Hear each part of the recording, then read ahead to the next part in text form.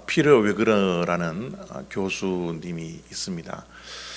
풀러 신학교의 교회 성장학 교수이십니다. 지금은 은퇴해서 연세가 많이 드셨지만요.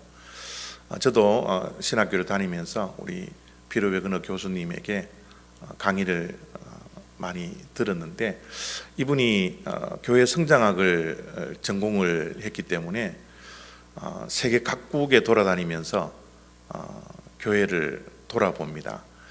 그리고 교회마다 어떻게 성장을 했는지 연구를 했죠.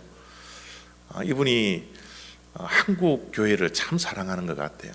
늘 강의 시간에 한국 교회들을 칭찬하고 또 한국 신학생들을 늘 격려했던 것을 제가 기억을 합니다. 이분이 강의를 할 때 한번 한국 교회에서 정말 전 세계가 배워야 할 것들이 많다라고 그렇게 이야기를 하면서 몇 가지 한국 교회의 우수한 점, 전 세계가 배워야 할 한국 교회가 배워야 할 점에 대해서 말씀을 한 것을 제가 들었습니다. 그 가운데 특별히 한국 교회는 새벽 기도가 뛰어나다. 물론 이렇게 말씀하신 것이 제가 신학생 때니까 한 20년 전 이야기겠죠. 또 교수님이 한국에 가셔서 한국 교회의 성장을 공부하신 것이, 배운 것이 한 30년 전, 지금부터 한 30년 전 이야기라 생각이 드는데, 요즘은 새벽 기도가 많이 줄어졌습니다. 그런데 정말 한국 교회의 성장은 저 새벽 기도에 있었지 않나 할 만큼 정말 한국 교회는 새벽 기도가 강한 교회죠. 또 구역 조직, 또 전도에 대한 열정, 이런 것을 전 세계가 한국 교회에서 배워야 된다, 그렇게 강조를 하더라고요. 그런데 저렇게 배워야 할 점들도 이야기했지만 저분은 배우지 않아야 할 것들도 분명히 있다라고 강의 시간에 말씀을 했습니다. 한국 교회는 배울 점이 많지만 이것은 배우지 않아야 합니다 라고 말씀하면서 한국 교회는 분열하고 싸우는 교회입니다. 교회마다 싸움이 있고요. 그래서 나뉘어지고요. 또 교단들도 헤게모니 싸움으로 늘 분열하고, 우리 교회는 장로교 가운데 통합측인데 한국의 대한예수교 장로회가 200여 개나 파벌이 있습니다. 그만큼 한국 교회는 나누어지고 분열되고 싸우는 데는 정말 일가견이 있는 것 같아요. 그래서 한국 교회에서 저런 모습은 배우지 마라 라고 말씀을 해 주셨습니다. 저를 비롯한 한국인의 기질 가운데 하나가, 한 사람 한 사람은 정말 똑똑하죠. 정말 뛰어난 그런 사람들인데, 한국 분들의 기질은 뭡니까? 한 사람 한 사람은 똑똑하지만 연합을 하지 못한다라는 거예요. 모이면 싸우고 분열하기 때문에 모이는 것이 힘들고요. 연합하고 하나 되는 것이 얼마나 힘든지 모르겠어요. 사실 홀로 서기보다 함께 서는 것이 얼마나 중요한지 모릅니다. 홀로 서는 것도 우리 중요하지만 그것보다 훨씬 더 중요한 것은 함께 서는 거죠. 그래서 잠언 말씀에 형제들이 연합하여 동거함이 어찌 그리 아름다운지요. 그저 하나님의 마음 속에는 분열보다는 하나 되는 것을 훨씬 바라고 있는 것이 바로 하나님의 마음이지 않겠습니까? 예수님도 제자들에게 이런 말씀을 해 주셨습니다. 내게 주신 영광을 내가 그들에게 주었사오니 이는 우리가 하나가 된 것 같이 그들도 하나가 되게 하려 함이니이다. 그들이라는 것은 물론 예수님의 12제자를 지칭하고 있을 겁니다. 그런데 앞으로 예수님이 승천하시고 난 다음에 예수님의 제자가 될 그들, 바로 우리들, 이 교회들, 주님이 원하시는 이 교회의 모습, 예수님의 제자들의 모습은 하나가 되게 하기 위함이라는 거예요. 늘 주님은 제자들이 하나 되기를 원해서 주님 앞에, 하나님 앞에 저렇게 기도를 했습니다. 저들이 하나가 되게 해주십시오. 여러분, 행복과 불행의 차이를 아세요?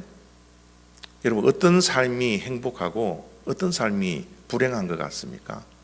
저는 아주 간단하다고 생각해요. 하나 되는 것은 행복이고요, 하나 되지 못하는 것은 불행입니다. 여러분, 가정의 행복이 어디에서 옵니까? 가정의 행복은 하나가 되는 거예요. 한 믿음을 갖는 겁니다. 한 목표를 향해서 달려가는 거예요. 가정이 하나가 되지 못하고 둘로 나뉘어지고 마음이 여러 갈래로 나누어지면 그 가정은 행복하지 못합니다. 행복과 불행이 먼 것 같이 보일지 모르겠지만 하나 되느냐 하나 되지 못하느냐의 문제인 겁니다. 서로 말이 통하면요, 대화가 소통되기 시작하면 하루 종일 이야기해도 재밌어요. 마음이 하나 되고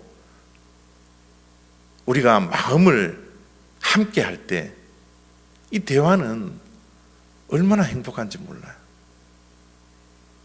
그러나 대화가 소통이 되지 아니하고 우리의 마음이 둘로 나뉘어지면 대화하는 것이 1분이 힘듭니다. 소통이 이루어지지 않으면 정말 견디기가 힘들어요. 말귀가 통하지 않으면 정말 대화하기가 힘들지 않습니까? 우리의 마음이 하나가 되어서 소통될 때 우리에게는 행복이 찾아오고요, 우리의 마음이 둘로 나뉘어져서 대화가 통하지 않으면 우리는 행복하지 않는다라는 겁니다. 어떠한 교회가 행복한 교회입니까? 숫자가 많은 교회가 행복한 교회인가요? 그렇지 않습니다. 재정이 풍부한 교회가 행복한 교회인가요? 그렇지 않습니다. 시설이 좋은 교회가 행복한 교회인가요? 그렇지 않습니다. 행복한 교회는 하나가 되는 교회예요. 교회의 숫자가, 성도들의 숫자가 작다 할지라도 서로 한 마음 한 뜻이 되어서 한 마음이 되어서 교회를 섬겨나갈 때 그 교회는 행복한 교회인 거예요. 재정이 좀 부족하고 넉넉하지 못하더라도 교회의 성도님들이 한 마음 한 뜻이 되어서 주님을 함께 섬겨나갈 때 그 교회는 행복한 교회가 된다는 겁니다. 오늘 우리 올리브 교회는 전교인 추석주일입니다. 오늘 일부 예배도 우리 피아노 반주하시는 우리 함집사님도 결석을 하시고 몸이 많이 불편하시죠. 불편하고 또 한국에 또 타주에 가신 이런 분들을 제외하고는 우리 모든 성도님들이 함께 예배를 드립니다. 이 예배를 준비하면서 또 우리 성도님들이 서로 전화하고 서로 안부를 묻고 이렇게 하나 된 모습들이 얼마나 여러분 담임 목사로서 행복한 목회를 하고 있는지 모르겠어요. 어쨌든 교회 장기 결석을 하고 또 무슨 사정으로 인해서 결석하시는 분들에게 정말 우리 목자님들이 전화하고 또 성도님들이 서로 전화해서 우리 함께 하나님께 예배드리자고, 우리 한 식구가 한 마음으로 하나님께 예배를 드리자라는 이 전교인 추석주의를 맞이하는 것이 얼마나 여러분 행복한 교회인지 모르겠습니다. 여러분 그렇게 생각하지 않나요? 우리 교회는 정말 큰 교회는 아니지만 정말 이렇게 한 마음 한 뜻이 되어서 단합하고 연합하고 얼마나 감사한지 모르겠어요. 지난주도 우리 권사님 기도하신 것처럼 여성교회 연합 찬양제에 가서 그저 우리가 음악성은 뛰어나지 않더라도 정말 행복하게 즐겁게 그 수많은 성도인들 앞에서 연합하여서 찬양 드리게 되었던 것이 얼마나 행복합니까? 하나가 되면 행복합니다. 둘로 나뉘면 행복하지 않는다라는 것을 우리가 기억해야 합니다. 오늘 우리가 읽었던 말씀은 바울이 에베소 교회에 쓴 편지입니다.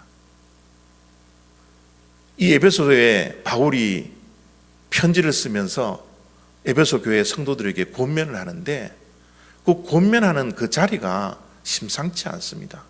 1절을 보면요, 주 안에서 갇힌 내가 너희를 권하노니 너희가 부르심을 받은 일에 합당하게 행하여. 사도 바울은 지금 에베소 교회에 편지를 쓰고 있는데 갇혀 있다. 그죠? 지금 뭐 자유로운 몸이 아닙니다. 뭐 몸이 건강한 모습도 아닙니다. 그죠? 뭐 마음에 뭐 여유가 있는 것도 아니죠. 감옥에 갇혀 있는 거예요. 갇혀 있어서 에베소 교회에게 권면하고 있는 겁니다. 여러분, 갇혀 있는 그 상황에서 에베소 교회에 편지를 쓰면서 권면하는 저 사도 바울의 모습을 한번 상상해 보십시오. 정말 에베소 교회가 꼭 필요한 것들을 지금 권면을 하려고 하지 않겠습니까? 필요하지 않는 말씀이 아닙니다. 교회에 꼭 필요한 말, 정말 간절한 마음으로, 애절한 마음으로 지금 편지를 쓰면서 권하고 있습니다. 여러분, 저 감옥에서 에베소 교회에게 편지를 쓰면서 권면하는 그 내용이 무엇입니까? 너희가 부르심을 받은 일에 합당하게 행하라. 하나님께서 우리를 부르셨습니다.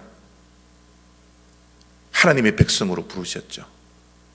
그래서 우리를 교회라는 공동체 속에 우리 모두를 부르셨습니다.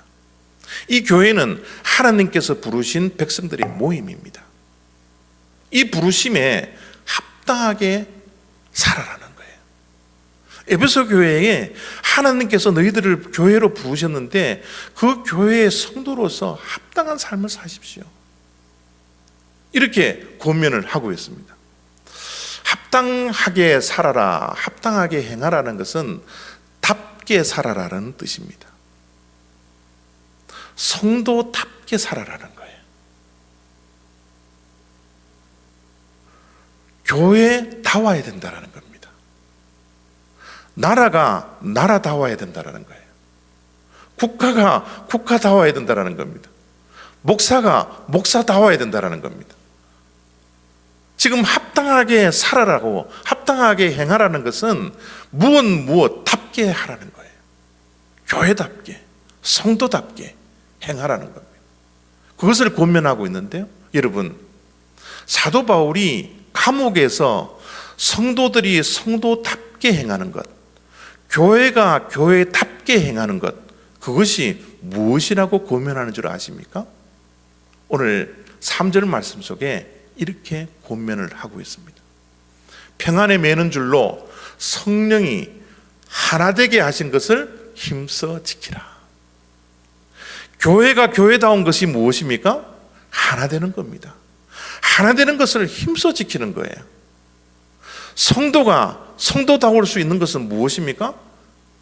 하나됨을 힘써 지키는 겁니다.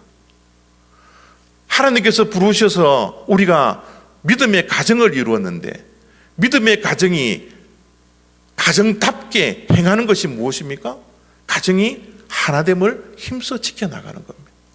여러분, 3절 속에 우리가 정말 자세히 생각하고 깊이 묵상해야 할 단어들이 굉장히 많이 나옵니다.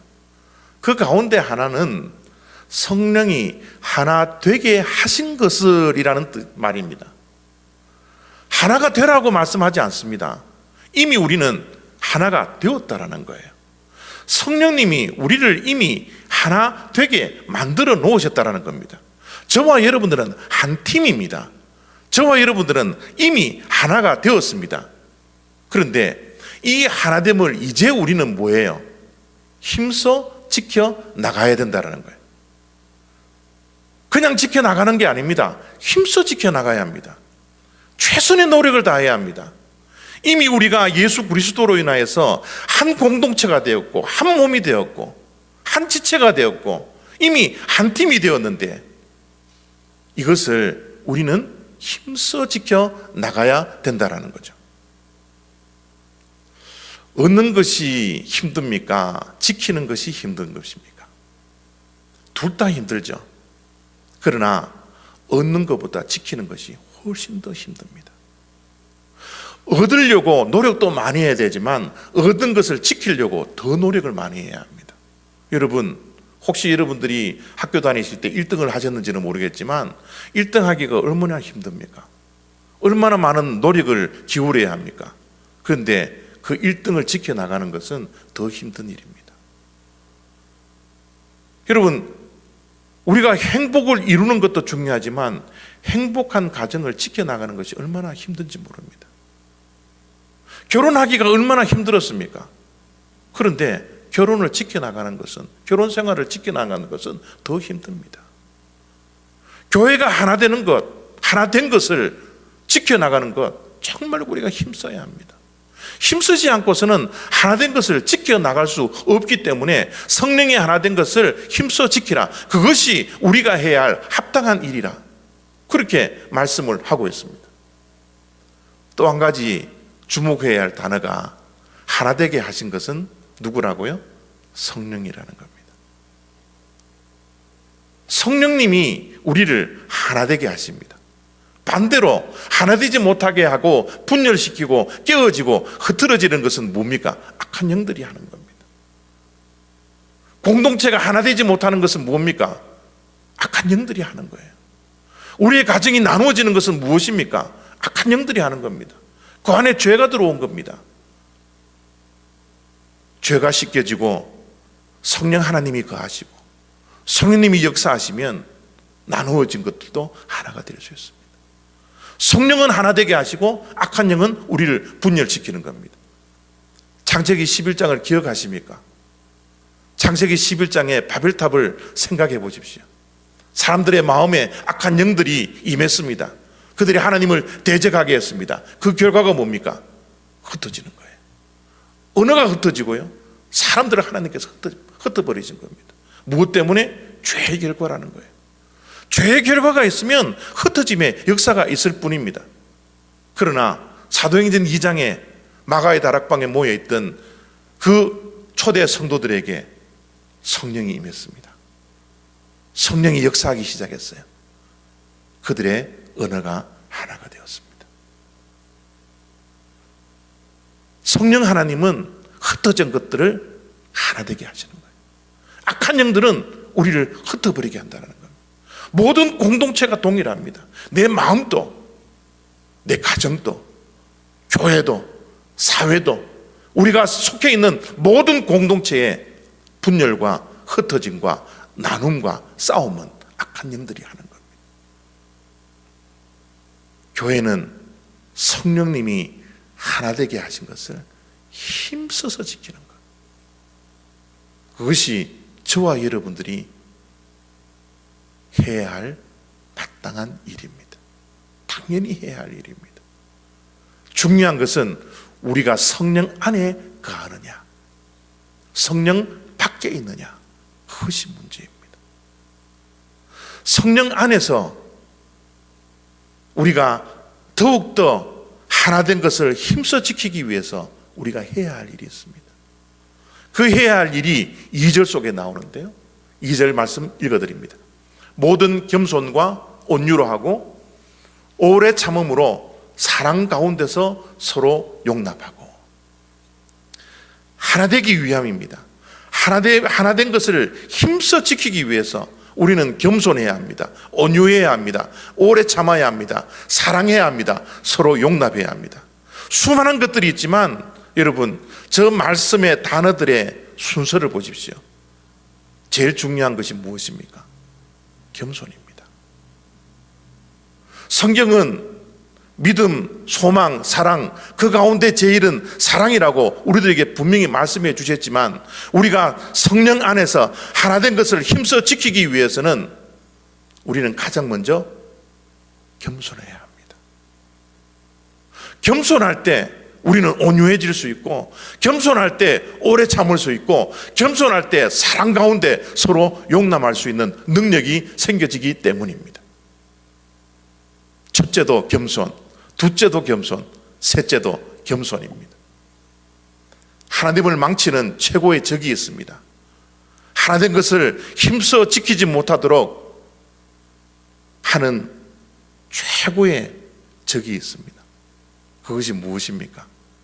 교만입니다. 교만이 우리를 하나 되지 못하게 합니다.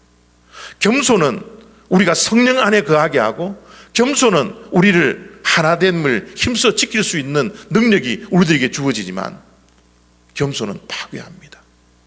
공동체를 파괴합니다. 내 영을 파괴합니다. 여러분, 교만이라는 게 뭡니까? 교만이라는 것은 자기만 옳고 다른 사람은 다 틀렸다라는 거예요. 자기만 옳다라는 겁니다. 다른 사람은 다 틀렸다라는 것, 이것이 교만입니다. 교만은 무엇입니까? 나와 다른 것은 다 틀렸다라는 거예요. 나와 다른 것, 다른 것은 다른 것일 뿐인데 다른 것은 틀렸다라고 생각하는 그것 자체가 교만인 것입니다. 나와 다르다고 해서 그것이 틀린 것이 절대 아닙니다. 그럼에도 불구하고 우리의 마음속에 교만이 싹트기 시작하면 다른 것을 틀렸다고 보기 시작합니다. 나와 생각이 다른 사람, 그 사람이 틀렸다고 생각하는 거예요. 자기만 옳고 다른 사람은 다 틀렸다라고 생각합니다. 저 숫자가 6입니까? 9입니까? 6이라 그래도 옳고요, 9라고 해도 옳아요.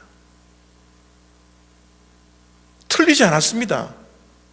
6이라 이야기하는 사람들도 옳고요, 9라고 이야기하는 사람들도 옳습니다. 단지 다른 것은 그들이 서 있는 위치가 다를 뿐이에요. 다른 것이 틀린 게 아닙니다. 다른 시각이 틀린 게 아니에요. 다른 위치가 틀린 게 아닙니다. 다를 뿐이죠. 그런데 우리의 삶 속에 교만이 찾아오면 나와 다른 것은 다 틀렸다라고 보기 시작합니다. 그래서 공동체가 깨어지기 시작하는 거예요. 가정이 깨어지기 시작하는 겁니다. 사회가 깨어지기 시작하는 겁니다. 정말 우리가 조심해야 되는 것은 교만 바이러스를 조심해야 합니다. 교만의 덫에 걸리지 않도록 우리는 최선을 다해야 합니다. 여러분, 우리의 교만 어떻게 그 덫에 걸리지 않을 수 있습니까?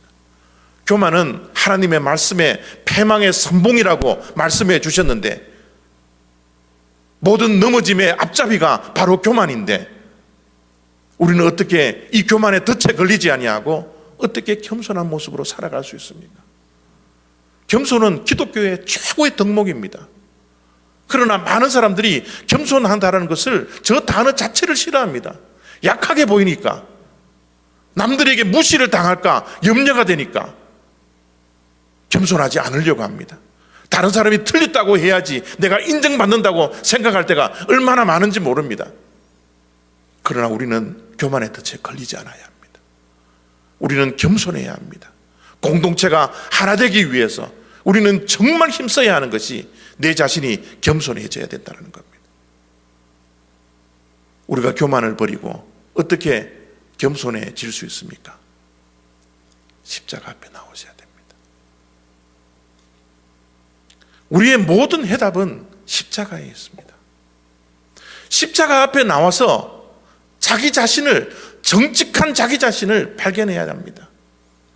십자가 앞에 무릎 꿇고 기도하기 시작하고 눈물 흘리기 시작하면 용서하지 못할 사람이 없습니다. 사랑하지 못할 사람이 없습니다. 용납하지 않을 사람이 없습니다. 오래 참지 못할 일들도 없습니다. 우리가 겸손하게 십자가 앞에만 나올 수 있는 그 겸손이 우리들에게 있다면